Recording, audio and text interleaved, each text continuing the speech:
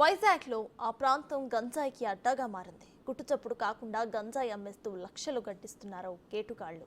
Schools, కాలేజీలు, working హాస్టల్స్ను అడ్డాగా చేసుకుని గంజాయి వ్యాపారం చేస్తున్నారు. ఓ పాడుపడ్డ బిల్డింగ్ని హాస్టల్గా మార్చి మరీ అక్కడి నుంచి అమ్మకాలను సాగిస్తున్నారు. పోలీసుల నిఘా ఉన్నా, నిత్యం తనిఖీలు చేస్తున్నా గంజాయి వ్యాపారం అసలు ఎలా జరుగుతోంది? విద్యాలయాల్లో ఉన్న ప్రాంతాల్లో గంజాయి కేంద్రాన్ని ఎలా ఏర్పాటు చేశారు? ఇప్పుడు ఇదే విశాఖ సిటీ పోలీసులకు సవాల్గా మారింది.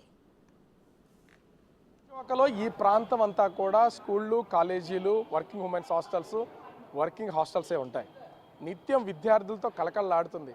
ఎక్కడ చూసినా కాలేజీ విద్యార్థులు తిరుగుతూనే ఉంటారు.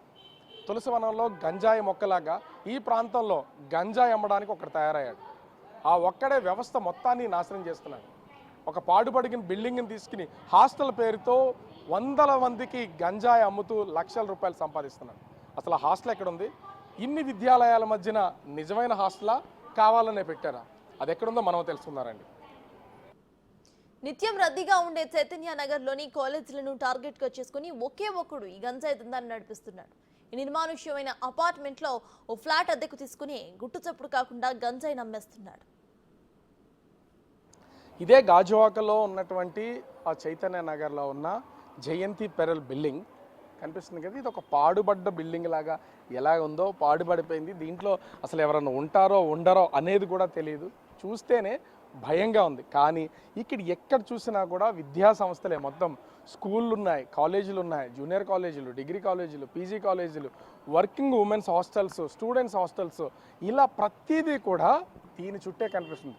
ఎందుకు ఈ మాట చెప్తామంటే, ఇందాకే చెప్పాం, తులసివనంలో గంజాయి మొక్కలాగా ఇన్ని విద్యా సంస్థల మధ్యన, ఇంతమంది విద్యార్థుల మధ్యన ఈ కనిపిస్తున్నటువంటి 3 స్టేర్ల బిల్డింగ్లో గంజాయి అమ్మకం అనేది దీన్ని కేంద్రంగా చేసుకుని గంజాయి అమ్ముతున్నటువంటి పరిస్థితి ఉంది. అంటే దీన్ని ఎవరో గుర్తించలేదా అంటే చూస్తున్నాం కదా. ఇది చూడడానికి ఎంత దారుణంగా ఉందో అనేది మనము ఒకసారి లోపలికి వెళ్ళే ప్రయత్నం అయితే చేద్దాం. ఈ బిల్డింగ్కి సంబంధించి దీనిలోనే ఈ ఫస్ట్ ఫ్లోర్కి సంబంధించి ఈ జయంతి పెరల్స్లో ఇది వెళ్ళడానికే ఇది ఒక పాడుపడిపోయినటువంటి బిల్డింగ్లా ఉంది. కానీ ఫస్ట్ ఫ్లోర్లో జయంతి పెరల్స్ సంబంధించినటువంటి బిల్డింగ్ ఫస్ట్ ఫ్లోర్లో F1 అనే బిల్డింగ్కి మొత్తం దానికి సంబంధించి ఇక్కడ బాయ్స్ హాస్టల్, అంటే ఎవరన్నా అప్పటికప్పుడు వచ్చి వెళ్ళిపోయేలాగా స్టేయింగ్ హాస్టల్ అయితే నిర్వహిస్తున్నటువంటి పరిస్థితి అయితే ఉంది.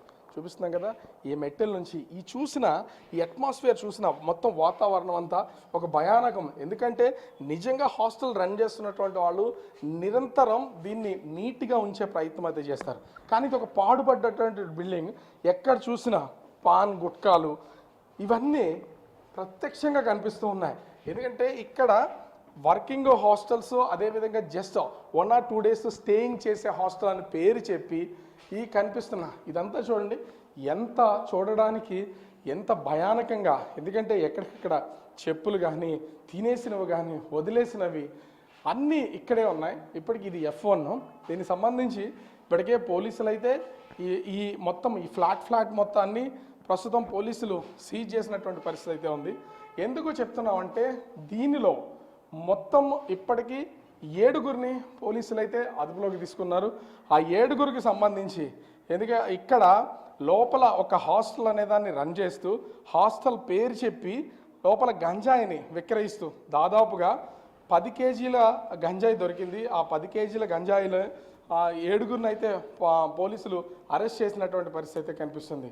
ముఖ్యంగా చూస్తే కాలేజీల చుట్టూ